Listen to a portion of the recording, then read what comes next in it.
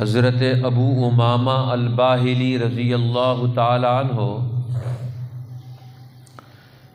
نبی اکرم سرور دو عالم صلی اللہ علیہ وسلم کا یہ خطبہ پیش کرتے ہیں کہ اللہ کے پیغمبر صلی اللہ علیہ وسلم نے حجۃ الوداع کے موقع پر، آخری حج کے موقع پر بہت سارے خطابات فرمائے ہیں۔ ان میں سے ایک خطبہ اس کا موضوع تھا علم کے اٹھ جانے سے پہلے علم حاصل کرو، خذوا من العلم قبل ان يرفع وقبل ان يقبض۔ علم کے اٹھائے جانے سے پہلے، علم کے قبضہ کر لیے جانے سے پہلے علم حاصل کرو۔ اس خطبے کا موضوع یہی تھا۔ حضرت ابو امامہ الباہلی رضی اللہ تعالیٰ عنہ فرماتے ہیں حجۃ الوداع کے موقع پر ہم اللہ کے پیغمبر کے ساتھ تھے اس سفر مبارک میں، اس سفر حج میں۔ رسول اللہ صلی اللہ علیہ وسلم خطبہ دینے کے لیے کھڑے ہوئے، وَهُوَ مُرْدِفٌ الفضل ابن عباس علی جمل آدم، اور آپ نے اپنے پیچھے حضرت فضل ابن عباس رضی اللہ تعالیٰ عنہ کو سوار کرایا ہوا تھا، اور آپ کا اونٹ گندمی رنگ کا اونٹ تھا جس پر اللہ کے پیغمبر سوار تھے۔ اور پھر اللہ کے پیغمبر صلی اللہ علیہ وسلم نے، یہ تو صحابی کیفیت بیان کرتے، نشانیاں بتا رہے ہیں، احوال دے رہے ہیں کہ کس حال میں یہ خطبہ ہم نے رسول اللہ سے سنا کہ حجۃ الوداع کا موقع ہے اور اللہ کے پیغمبر اونٹ پر سوار ہیں، اور آپ کی پیٹھ کے پیچھے دوسرے سوار حضرت فضل ابن عباس ہیں، حضرت عبداللہ ابن عباس کے بھائی۔ رسول اللہ صلی اللہ علیہ وسلم نوجوانوں کو خاص طور پر اپنے ساتھ شریک رکھا کرتے تھے کہ کسی نہ کسی طریقے سے ان کو اپنی زندگی کے معاملات کا تعارف حاصل ہوتا رہے اور یہ قریب رہے، نگرانی میں رہے اور کچھ نہ کچھ باتیں سیکھتے رہیں۔ اب حجۃ الوداع کے موقع پر ان کو حضور صلی اللہ علیہ وسلم نے سوار کرایا اپنے ساتھ کہ یہ نوجوان لوگوں میں سے ہیں، اور یہ اس موڑ پر اللہ کے پیغمبر کے ایک ایک عمل کو، ایک ایک ادا کو ساتھ رہتے ہوئے دیکھیں گے، سنیں گے، سمجھیں گے، تو اگلا دور وہ علم پر مبنی پیدا ہوگا۔ جب ہم اپنی نسلوں کو اپنے ساتھ نہیں رکھیں گے تو اگلا دور پھر علم پر کیسے پیدا ہوگا؟ اس لیے آپ نے خطاب فرمایا، یا ایھا الناس، اے لوگوں، خذوا من العلم قبل ان يقبض العلم، علم حاصل کرو، علم لے لو پہلے اس سے کہ علم اٹھا لیا جائے، علم قبضہ کر لیا جائے۔ وقبل ان يرفع العلم، پہلے اس سے کہ علم کو اٹھا لیا جائے۔ اب یہ اللہ کے پیغمبر نے خطاب فرمایا۔ اب اس خطاب کا مفہوم پورے طریقے سے سمجھا جائے، اس میں جو سوالات ہیں ان کو حل کیا جائے، اس میں جو حکمت اور طے کی بات ہے اس تک پہنچا جائے۔ اب صحابہ کرام وہ ادب اور احترام ان کے ہاں سب سے زیادہ تھا۔ اور پھر قرآن حکیم نے بھی تعلیمات دی ہوئی تھی، یا ایھا الذین آمنوا لا تسألوا عن اشیاء، اے ایمان والو ہر چیز کے بارے میں سوال مت کرو، ان تبد لکم تسؤکم، اگر تم سے سوال تمہارے سامنے واضح کر دیا جائے، وہ حقیقت کھول دی جائے تو تمہارے لیے تو بہت برا ہوگا۔ حین ینزل القرآن تبد لکم، جب قرآن اتر رہا ہے، نزول قرآن کا دور ہے اور نزول علم کا دور ہے۔ قرآن کا نزول یہ علم کے نزول کا دور ہے، لہٰذا اس موڑ پر، اس موقع پر جب قرآن اتر رہا ہے اور تم کوئی ایسا اوٹ پٹانگ سوال کر بیٹھو، ایسا کوئی عجیب سوال کر بیٹھو کہ قرآن میں اس کا جواب آ گیا، تو وہ تو اٹل اور یقینی حکم نامہ آ گیا تمہارے پاس، اب اس کو تو کوئی تبدیل نہیں کر سکتا، تو پھر وہ تمہارے لیے یہ تو برا عمل بن جائے گا۔ عفا اللہ عنہا، اللہ نے تمہیں بہت ساری چیزوں میں معافی دے رکھی۔ یہ خاموشی بھی بڑی رحمت ہوتی ہے، یہ خاموشی بھی بڑی رحمت ہوتی ہے۔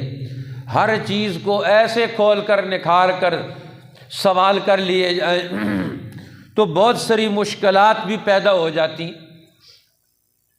جس طرح بنی اسرائیل نے بہت زیادہ سوالات کر کے اپنے عمل کی راہیں محدود کر لی، پشیمانی پیدا کر لی اپنے لیے، کہ ان کا مسئلہ پیدا ہوا کہ ایک آدمی دو بستیوں کے درمیان مرا ہوا پایا، اب اس کا قاتل پتہ نہیں چلتا، ہر بستی والے کہتے ہیں ہم نے تو قتل نہیں کیا۔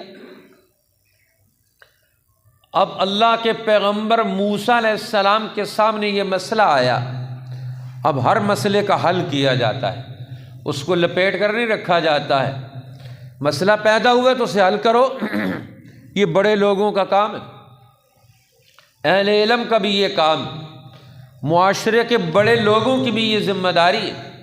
اب مسئلہ آیا تو حضرت موسیٰ علیہ السلام نے اپنے سے بڑی بارگاہ میں، دربار میں مسئلہ پیش کر دیا، اللہ کی دربار میں، اللہ مجھے تو پتہ نہیں، مسئلہ آیا اس کا حل ہو، کیسے حل ہوگا، جواب دو۔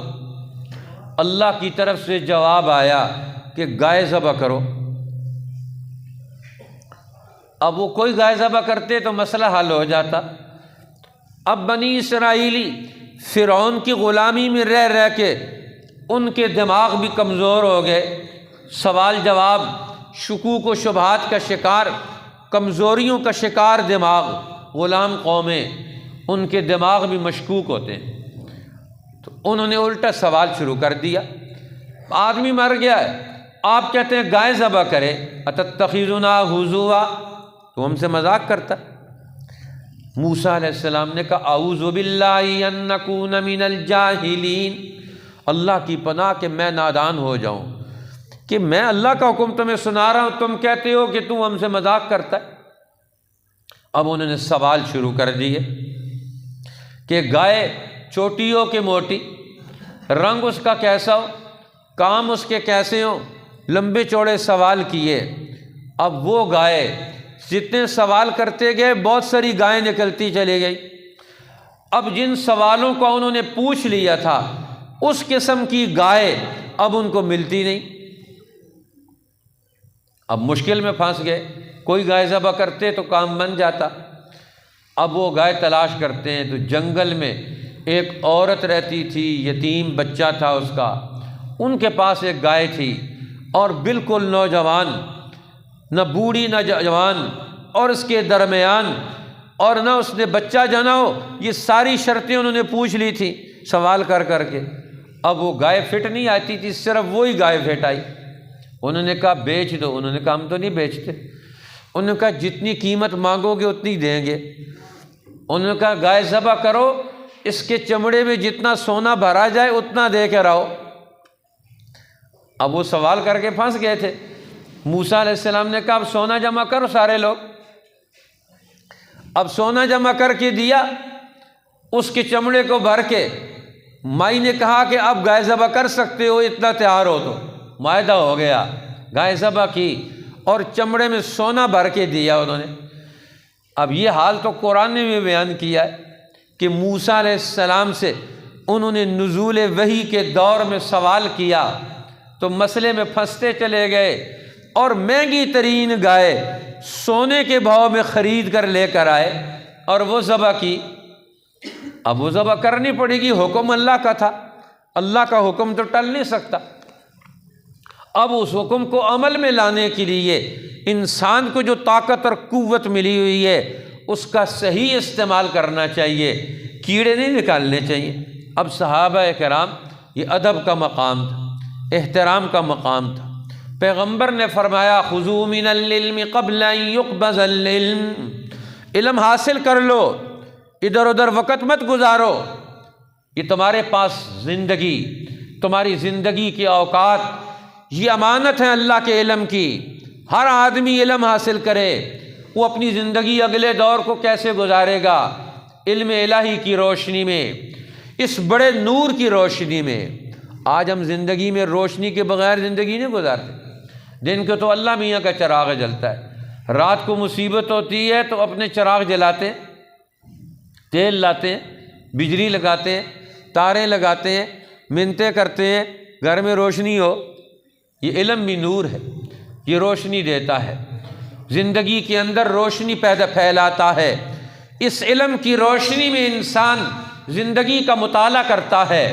اس لیے حضور نے فرمایا اسلام کی آمد کے بعد، نبی کی آمد کے بعد دور جہالت رخصت ہو گیا، دور علم آ گیا ہے. اب دور علم آیا ہے تو علم حاصل کرنے سے علم آتا ہے. یہ علم گھول کر نہیں پلایا جا سکتا کسی کو. جس طرح دوائی گھول کر پلاتے ہیں پی لیتا ہے، کھانا جو ہے کسی کے منہ میں ڈالیں لقمہ بنا کر وہ لے لے گا. اور میں علم ایسے نہیں آئے گا، یہ تو علم سیکھنے سے آتا ہے. علم کے پاس جانا پڑتا ہے، علم کے لیے اپنے آپ کو لگانا پڑتا ہے. اللہ کے پیغمبر حجۃ الوداع کے خطبے میں اس علم کی طرف قدم بڑھانے کا حکم دے رہے ہیں. اور علم منڈیوں سے نہیں ملتا، علم اہل علم سے ملتا ہے. قبل ان يقبض العلم، علم اٹھ جائے. معلوم ہوتا ہے علم آتا بھی ہے، علم اٹھتا بھی رہتا ہے. اس لیے جو لوگ علم حق کی قدردانی کر کے سیکھ لیتے ہیں ان کے لیے نفع کا دور پیدا ہوتا ہے، صلاحیتوں کا دور پیدا ہوتا ہے، سہولتوں کا دور پیدا ہوتا ہے. آج دنیا کی جن قوموں نے اپنے ہاں علوم کے دروازے کھول لیے، انہوں نے اپنے ہاں سہولتیں پیدا کر لی، ہر چیز میں انہوں نے سہولت پیدا کر لی. اور جہاں علوم کے دروازے بند ہیں آج ان کے ہاتھ بھی بند ہیں، پاؤں بھی بند ہیں. اب وہ ہر چیز میں دوسروں کو محتاج ہیں. جن کے پاس علم ہے ان کے وہ محتاج ہیں، چاہے علم دنیا کا ہو چاہے علم دین کا ہو. جن کے پاس جو علم ہے آج باقی دنیا ان کی محتاج ہے. تو حضور نے فرمایا کہ علم حاصل کرو، لیکن اب علم کے بارے میں سوال کون کرے؟ صحابہ کرام پریشان ہو گئے. قلنا نقرأ کثیرا من مسألتی، ہم بار بار سوال کرنے کو رسول اللہ سے ناپسند کرتے تھے کہ اللہ کے پیغمبر خود بتائیں واتقینا ذاک. اور یہاں بھی ہم نے اپنے آپ کو اس سے بچایا کیونکہ اللہ نے اپنے نبی پر یہ آیت بھی تو اتاری تھی جو ابھی میں نے آپ کے سامنے آیت پڑھی. کہتے ہیں صحابہ کرام کی ایک جماعت ایک دیہاتی اعرابی کے پاس گئے اور اسے لالچ دی، ایک چادر تجھے دیں گے، یہ چادر لے لے گفٹ ہدیے کے طور پر، اور رسول اللہ کے پاس جا کر سوال کرو، یہ مسئلہ پوچھو، ہمیں بھی پتہ چل جائے گا. اب کہتے ہیں وہ چادر اس نے پہن لی. رأیت حاشیۃ البرد خارجۃ من حاجبہ الایمن، ہم نے دیکھا کہ چادر اس نے پہن لی اور اس کے دائیں بازو کے نیچے سے نکل کر اس نے چادر پہن لی. خوش ہو گیا جاتی، مفت میں چادر مل گئی، یہ سوال ہی تو کرنا ہے. اب وہ سوال کرنے کے لیے چل کھڑا ہوا. اب ہم نے اسے کہا جاؤ جا کر نبی اکرم صلی اللہ علیہ وسلم سے سوال کرو، پوچھو، یا نبی اللہ کیف یرفع العلم، علم کیسے اٹھایا جاتا ہے؟ وبین اظہرنا المصاحف، ہمارے سامنے ہمارے پاس قرآن کے نسخے موجود ہیں، قرآن لکھا ہوا بھی موجود ہے، قرآن پاک ہم پڑھ رہے ہیں، قرآن ہم پڑھا رہے ہیں۔ وقد تعلمنا ما فیہ، ہم نے آپ سے قرآن سیکھ لیا ہے۔ وعلمناها نساءنا وزرارینا وخدمنا، اور ہم نے یہ قرآن اپنی عورتوں کو بھی سکھلا دیا ہے، اپنے بچوں کو بھی سکھلا دیا ہے، اپنے خادموں کو بھی سکھلا دیا ہے۔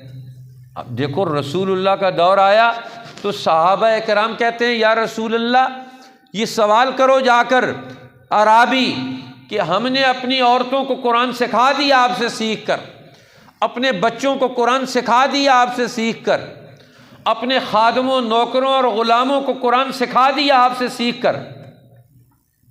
اب یہ قرآن کا علم کا دور ہے، قرآن حکیم کا عالم، اس کے بنیادی مقاصد کو سمجھنے والا معاشرے کا ہر طبقہ ہے۔ اب رسول اللہ کی محنت سے پورے معاشرے میں یہ علم کی شمع روشن ہو گئی۔ اس لیے یہ پہلا مسئلہ آج ہم اس رسول اللہ کے خطبے کے تناظر میں صحابہ اکرام کے سوال کی روشنی میں ہم اگر اپنا مطالعہ کریں، ہم نے خود بڑے لوگوں نے کتنا قرآن سیکھ لیا ہے، ہم نے اپنی عورتوں کو کتنا قرآن سکھلا دیا ہے، ہم نے اپنے بچوں کو کتنا قرآن سکھلا دیا ہے، ہم نے اپنے خادموں کو، نوکروں کو اور کام کرنے والی قوت کو کتنا قرآن سکھا دیا علم کی روشنی میں۔ یہ علم کا معیار، پیمانہ کیا ہے؟ دین کا علم تو بڑے دور کی بات ہے، دنیا کے علم میں بھی اقوام متحدہ کہتی ہے کہ پاکستان میں صرف 8% لوگ پڑھے ہوئے ہیں، صرف 8% لوگ، اور 8% لوگوں میں سے بھی وہ لوگ ہیں کہ جو صرف اپنے دستخط کرنا جانتے ہیں، باقی کچھ بھی نہیں جانتے۔ 8% میں بھی وہ لوگ ہیں۔ اب گریجویٹ جو BA پاس تک کا علم حاصل کر لے گا، دنیا میں جس کے لیے ہم نے ساری توانائیاں لگائیں، حکمران کوشش کرتے ہیں، کالج سکول کھولے گئے ہیں، ٹیچر بھرتی کیے گئے ہیں، بجٹ مختص کیا گیا ہے، اس کے لیے سب کچھ کیا گیا ہے، وہ بھی 5% نہیں ہے گریجویٹ بھی۔ اور وہ گریجویٹ جو علم حاصل کر لیتے ہیں، علم کی روشنی میں زندگی نہیں گزار سکتے، ان کو ملازمت ہی نہیں ملتی، اس علم کی روشنی میں کام نہیں کر سکتے، کچھ بھی ڈگری لے کر پھر رہے ہیں۔ اب مسلمانوں کا معاشرہ، اسلامی ملک، اللہ کے پیغمبر کے صحابہ کے دور کی روشنی میں حجۃ الوداع تک اللہ کے پیغمبر سے صحابہ کہتے ہیں کہ ہم نے کیا کر لیا ہے؟ اللہ کے پیغمبر سے سوال کرو، تعلمنا ما فیہ، جو کچھ قرآن کے اندر تھا ہم نے آپ سے سیکھ لیا۔ وعلمناہا نساءنا، اور ہم نے سب اپنی عورتوں کو سکھلا دیا ہے قرآن، اس کی سب باتیں سکھلا دی ہیں۔ وزرارینا، اور اپنے بچوں کو بھی سکھا دی ہیں، یہ قرآن سارا ہم نے ان کو پڑھا دیا، سکھلا دیا، معنی، مطلب، مفہوم اور مقاصد واضح کر دیے اس کے۔ اور پھر وخدمنا، خادموں کو بھی قرآن آتا ہے، ہمارے غلاموں کو بھی قرآن آتا ہے۔ حضرت اکرمہ، حضرت وہ عبداللہ ابن عباس کے غلام تھے، وہ بھی قرآن کے بڑے عالم تھے۔ اگلے دور میں عبداللہ ابن عباس کی مسند پر بیٹھے ہیں، وہ کہتے عبداللہ ابن عباس مجھے باندھ جاتے، میں جب نہ پڑھتا تو انہوں نے مجھے باندھ کر بھی دین پڑھا دیا، قرآن سکھا دیا، علم سکھا دیا۔ آج ساری دنیا میں، مکہ مکرمہ میں، تابعین میں عبداللہ ابن عباس کی مسند پر وہ بیٹھے۔ اب اسلام کا یہ جو دور آیا، اگلے دور میں یہ جو غلام تھے، ان غلاموں نے مسند سنبھال لی۔ ایک اموی خلیفہ بادشاہ، اس کا دربار لگا ہوا تھا، اس نے پوچھا کہ مدینہ کا بڑا عالم کون ہے؟ انہوں نے کہا فلاں غلام۔ انہوں نے کہا مکہ کا بڑا عالم کون ہے، امام کون ہے؟ انہوں نے کہا فلاں آزاد کردہ غلام۔ کوفہ کا بڑا عالم کون ہے؟ انہوں نے کہا فلاں آزاد کردہ غلام۔ فلاں شہر کا بڑا عالم کون ہے؟ انہوں نے کہا فلاں مسلمانوں کے صحابہ کی اس دور کی جماعت کا فلاں آزاد کردہ غلام سالم مولا ابی حذیفہ، ابو حذیفہ کے آزاد کردہ غلام سالم، جن کو حضرت عمر نے امام مقرر کیا، عالم مقرر کیا۔ اسی طرح اور بڑے بڑے نام پوچھے، کہتے ہیں پورے مملکت میں سوائے 2 ناموں کے، ابراہیم نخی جو عرب خاندانوں سے تعلق رکھتے تھے، اونچے خاندانوں سے، باقی سب لوگوں میں آزاد کردہ غلام تھے اور وہ شہروں کے امام تھے، بڑے اہل علم میں شمار ہوتے تھے، اور سارے لوگ آ کر حکمران بھی عوام بھی انہی سے مسئلہ پوچھتے تھے۔ اب جب کہ اسلام نے علم پر کوئی پابندی نہیں لگائی، اب علم غلام بھی حاصل کر سکتا ہے۔ آج تو علم فار سیل ہے، جب سے یورپ کی غلامی کا دور آیا علم بکنے لگا، پیسوں پر علم خریدا جاتا ہے، بیچا جاتا ہے، یونیورسٹیاں لاکھوں روپے خرچ کیے جاتے ہیں، بچے ماں باپ علم کے لیے، علم فار سیل ہو گیا۔ رسول اللہ نے علم دیا امت کو اور کوئی پائی پیسہ نہیں لیا۔ اسلام کے 1200 سالہ دور میں کسی یونیورسٹی نے کبھی کوئی فیس نہیں لی کسی سے، پورے اسلامی دور میں، یہ 1200 سال کا دور، یہاں تک کہ غیر مسلم یورپ کی قوموں نے اندلس کی مسلمانوں کی یونیورسٹیوں میں آ کر سارا علم حاصل کیا، سائنس کا علم، ریاضی کا علم، ساری دنیا کے فنون مفت میں انہوں نے حاصل کیے، اور الٹا یہاں کے حکمران پڑھنے والوں کو اسکالرشپ بھی دیتے تھے، پیسے بھی دیتے تھے، وظیفہ بھی دیتے تھے، ان کے لیے تنخواہیں بھی مقرر کرتے تھے، اساتذہ کی تنخواہیں بھی، اور پڑھنے والوں کے لیے وظائف بھی، کتابیں بھی مفت۔ اور آپ دیکھیں کہ ہر ادارے کے پاس، علمی ادارے کے پاس اس کی اپنی آمدن ہوتی تھی، اس کے اپنے وسائل تھے، ہر ادارے کے پاس ہر بادشاہ زمین اس کے لیے وقف کر کے جاتا تھا۔ یہ 1200-1300 سال تک پوری دنیا میں دنیا کی ساری قوموں نے، اسلام نے علم کے مفت علم تقسیم کرنے کی بنیادیں ڈالی۔ اب فرمایا رسول اللہ نے کہ جب ہم نے علم کو اتنا آسان کر دیا، پھر بھی تمہارے قدم علم حاصل کرنے کے لیے نہ بڑھے، علم کو بیچنے سے منع کر دیا۔ خود محمد الرسول اللہ صلی اللہ علیہ وسلم کو قرآن کہتا ہے اعلان کر کے سارے انسانوں کو بتا دیں، لا اسألکم علیہ من اجر، میں تم سے کوئی بدلہ مزدوری نہیں مانگتا، تمہیں سکھا رہا ہوں۔ آج دنیا میں جو کیڈر تیار ہوتا ہے CSS کر کے، اب اس کی کتنی فیس ہوتی ہے، اس کی ٹیوشن فیس کتنی ہوتی ہے، ان اداروں کی فیس کتنی ہوتی ہے۔ رسول اللہ نے اگلے دور کے قائد اور رہنما تیار کیے، ابو بکر صدیق، عمر ابن الخطاب، عثمان ابن عفان، علی المرتضیٰ، طلحہ اور زبیر، سعد ابن ابی وقاص، ابو ہریرہ رضی اللہ تعالیٰ عنہ جیسے لوگ جو مدینہ کے گورنر بنتے ہیں۔ یہ حکمران، یہ قائدین، یہ کس یونیورسٹی سے، کس نصاب سے اور کتنے خرچے پر تیار ہوئے؟ یہ رسول اللہ نے سب کو مفت تعلیم دی، سب کو مفت صلاحیتیں دی، سب کو مفت اہلیت دی۔ آج ایک ڈاکٹر بنتا ہے 40-45 لاکھ روپے لگا کر، 50-60 لاکھ روپے لگا کر ڈاکٹر بنتا ہے۔ جب وہ علاج کرے گا تو وہ کیا کرے گا؟ کہ پہلے تو پیسے پورے کرنے ہیں، قیمت پوری کرنی ہے۔ اب اسلام نے تو یہ مفت دیا، فری آف کاسٹ، کسی کو علم دینے کے لیے، علم حاصل کرنے کے لیے کچھ خرچہ نہیں کرنا پڑے گا۔ پوری مملکت میں لوگ گھومتے پھرتے تھے، جہاں پہنچتے ہر شہر والے ان سے علم حاصل کرنے کے۔ امام بخاری بغداد پہنچے، 10,000 اس وقت وہ گنی گئیں 10,000 دواتیں وہاں موجود تھیں ان سے علم حاصل کرنے والے، اور ان کو حدیث کا علم دیا، اور کسی سے کوئی پائی پیسہ وصول نہیں کیا۔ عبداللہ ابن مبارک رے شہر میں جاتے ہیں، پورا شہر ان کے استقبال کے لیے آتا ہے، اور پورا شہر ان کے استقبال کے لیے جاتا ہے، اور ملکہ بادشاہ کے ساتھ ہارون اور رشید کے ساتھ بیٹھی ہوئی ہے۔ زور سے آواز آئی، انہوں نے کہا کیا ماجرا ہے، کوئی ہنگامہ ہو گیا؟ انہوں نے کہا ہنگامہ نہیں۔ عبداللہ ابن مبارک حدیث پڑھاتے ہوئے، سبق پڑھاتے ہوئے انہیں چھینک آئی، انہوں نے الحمدللہ کہا، ان کے شاگردوں نے اکٹھے جواب دیا یرحمک اللہ کا، تو 10,000 سے زیادہ لوگ ان کے اس اجتماع میں وہاں بیٹھ کر درس حدیث حاصل کر رہے تھے۔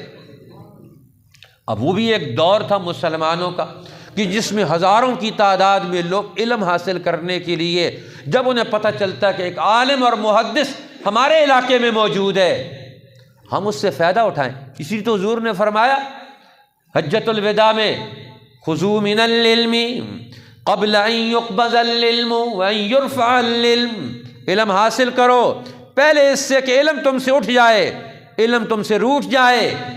اب صحابہ پریشان ہیں، علم کیسے اٹھایا جائے گا؟ تو سوال کیا، ہم تو بچوں کو، عورتوں کو علم سکھا چکے، بچوں کو سکھا چکے، خادموں کو سکھا چکے، اب ہمارے ہاں وہ کدھر دوڑ گیا؟ وہ لوگ کدھر گئے؟ سکھلانے والے، سیکھنے والے بھی نہیں، سکھلانے والے بھی نہیں، دور ہی رخصت ہو گیا۔ مسجدیں بھی خالی، کالج اور سکول بھی خالی۔ اب تو یہ حال ہو گیا ہے کہ سرکاری سکولوں پر اور اداروں پر اعتماد ہی نہیں رہا، لوگ کہتے ہیں پرائیویٹ اداروں میں پڑھو۔ اب سرکاری اداروں میں تعلیم نہیں، تعلیم دینے والے لوگ تعلیم نہیں دیتے۔ اب یہاں کہاں تک نوبت پہنچ چکی ہے، ہم جاہل نسل پیدا کر رہے ہیں، جاہل لوگ پیدا کر رہے ہیں۔ اب وہ بڑے ہو جاتے ہیں، جوان ہو جاتے ہیں، انہیں کچھ پتہ نہیں کون اس کا مجرم ہے، وہ کس سے کل سوال کریں گے؟ یہ نسل سوال کرے گی، اللہ بھی پوچھے گا، نبی بھی پوچھیں گے کہ ہم نے یہ نسل جاہل کہاں سے پیدا کر لی، ہم نے یہ علم کی سرگرمیاں، یہ نور، یہ روشنی ہم نے کیوں نہیں پیدا کی؟ قرآن تو نور بن کر آیا، انزلنا الیکم نورا مبینا، یہ نور مبین ہم نے تمہارے اوپر اتارا ہے۔ حضور نے پوچھا یہ کیسے ہوگا؟ ہم سکھا رہے ہیں۔ رسول اللہ نے اپنا سر اٹھایا، وقد علت وجہہ حمرۃ من الغضب، آپ کے چہرے پر غصے کی سرخی تھی۔ فرمایا سکلت کا امک، تیری ماں تجھے غم پائے، تم دیکھتے نہیں ہو؟ ہذہ الیہود والنصارى بین اظہرہم المصاحف، یہ یہود و نصارہ ہیں، ان کے سامنے ان کی کتابیں موجود ہیں، لیکن ان کتابوں کے مقاصد یہ پورے نہیں کرتے، کتاب کھولتے ہی نہیں، کتاب سے ان کا اور ان کی زندگی کا کوئی تعلق نہیں ہے۔ علم عمل سے پیدا ہوتا ہے، علم پڑھنے سے شعور آتا ہے، پھر اس شعور سے، سمجھ سے انسان صحیح عمل کرتا ہے۔ آج یہود کی ساری زندگی ان کی کتابوں کے خلاف ہے، ان کی کتابیں ان کی زندگی کے خلاف ہے۔ آج وہی حال مسلمانوں کا ہونا، مسلمانوں کی ساری زندگی قرآن کے خلاف ہے، اور قرآن جو کچھ کہتا ہے ہماری زندگی اس کے خلاف ہے۔ ہم قرآن میں اور اپنی زندگی میں، قرآن علم الہی کا نام ہے، اس علم الہی میں اور اپنی زندگی میں آج ہم دوستی، مطابقت نہیں پیدا کر سکے۔ 75 سال تو ہمیں ہو گئے پاکستان میں، ہم نے کیا مطابقت پیدا کی ہے؟ ہم قرآن کے کتنے مخالف ہیں، کتنے موافق ہیں؟ ہمارا بازار قرآن کے کتنے موافق ہے، کتنا مخالف ہے؟ ہماری عدالت قرآن کی کتنی موافق ہے، کتنی مخالف ہے؟ ہماری گھریلو زندگی، شادی بیاہ کے رسم و رواج کتنے قرآن کے موافق ہے، کتنے قرآن کے مخالف ہے؟ حضور نے فرمایا فَهَذِهِ الْيَهُودُ وَالنَّصَارَى بَيْنَ أَظْهُرِهِمُ الْمَصَاحِفِ، یہ یہود و نصارہ تمہارے سامنے، ان کی کتابیں ان کے سامنے ہے، ان کی زندگی اور کتابوں کو دیکھ کر موازنہ کر لو، پتہ چل جائے گا۔ لم يصبحوا يتعلقون بحرف مما جاءتهم به انبیاؤہم، ایک حرف بھی جو ان کے نبی لے کر آئے، آج ان کے پاس اس ایک حرف کا علم بھی موجود نہیں، عمل بھی موجود نہیں۔ آج مسلمان قرآن جانتے ہیں؟ کوئی اس سے پوچھے؟ مسلمان کے علم میں بھی قرآن نہیں، مسلمان کے عمل میں بھی قرآن نہیں، مسلمان کے علم میں بھی حدیث اور سنت نہیں ہے، اس کے علم میں بھی سنت اور حدیث نہیں۔ فرمایا یہ کیا ہوا؟ ان کے انبیاء آئے، آج ان کا علم اٹھ گیا، کتاب موجود ہے، اس علم کی ہدایت اور رہنمائی آج ان سے وہ محروم ہو گئے۔ فرمایا سنو، یاد رکھو، الا وان من ذهاب العلم ان يذهب حملته، علم کا اٹھ جانا یہ ہے، علم کے حاملین اٹھ جائیں، اس علم کو پڑھنے والے، اس کو سننے والے، اس کو سمجھنے والے، اس کے تقاضوں کو جاننے والے اٹھ جائیں اور ان سے کوئی سیکھنے والا اگلے دور میں نہ پیدا ہوا ہو۔ اس لیے ہر دور کے لوگوں کی ضرورت ہے، اپنے دور کے اہل علم کی قدر کریں۔ آج یہ چلے جائیں گے، پیچھے آنے والے لوگ وہ اس مرتبے پر بھی نہیں ہوں گے کہ آپ کو کوئی بات سکھا سکیں۔ کہاں ہمارے والد گرامی تھے اس شہر میں، بڑی علمی شخصیت، ہمارے تایا جان مولانا عبدالحی صاحب جو ان سے بھی بڑے تھے اور بہت بڑے تھے عمر میں، وہ گئے حج پر گئے تو فرمانے لگے ہم نے جب آپ کے والد صاحب کی گفتگو وہاں کے اہل علم کے ساتھ گفتگو سنی، ہمیں پتہ چلا کہ ہمارے اس بھائی کا مرتبہ اور مقام کیا ہے علم میں، ان کا کیا مقام اور مرتبہ ہے۔ اب وہ موجود تھے، کتنے لوگوں نے ان کے درس سے فیض اٹھایا، ان کی مجلس سے فیض اٹھایا، ان کی زندگیوں میں کتنی خیریں پیدا ہوئیں۔ اس لیے سچے اہل علم کا کسی علاقے میں موجود ہونا اور ان علمی سرگرمیوں کا، مجالس کا قائم ہونا، یہ بہت بڑی نعمت ہے۔ جو قوم اس نعمت کی ناقدری کرتی ہے، اپنے اہل علم کی مجالس علم کو آباد نہیں رکھتی، انہیں دنیا میں پھر بھیک مانگنی پڑتی، انہیں دنیا میں دریوزہ گری کرنی پڑتی ہے۔ حضور نے 3 دفعہ فرمایا الا وان من ذهاب العلم ان يذهب حملته، علم کا اٹھ جانا یہ ہے، علم کے حاملین اٹھ جائیں گے، بعد میں آنے والے لوگ وہ کتنا علم جانتے ہوں گے۔ اس لیے ہر دور کے اہل علم ان کی بھی ذمہ داری ہے کہ وہ اپنے شاگرد پیدا کر کے جائیں، جانشین پیدا کر کے جائیں، لیکن جانشین وہی بنے گا جو وہاں آئے گا، جامع خدمت میں رہے گا، جو قربانی دے گا، جان مال اپنے وقت کی قربانی دے گا۔ اس لیے آج اس امت سے اس دین اور علم کی بڑی نسبتیں وابستہ ہیں اور ہم ان سے غافل ہیں جن کے بارے میں کل قیامت میں پوچھا جائے گا۔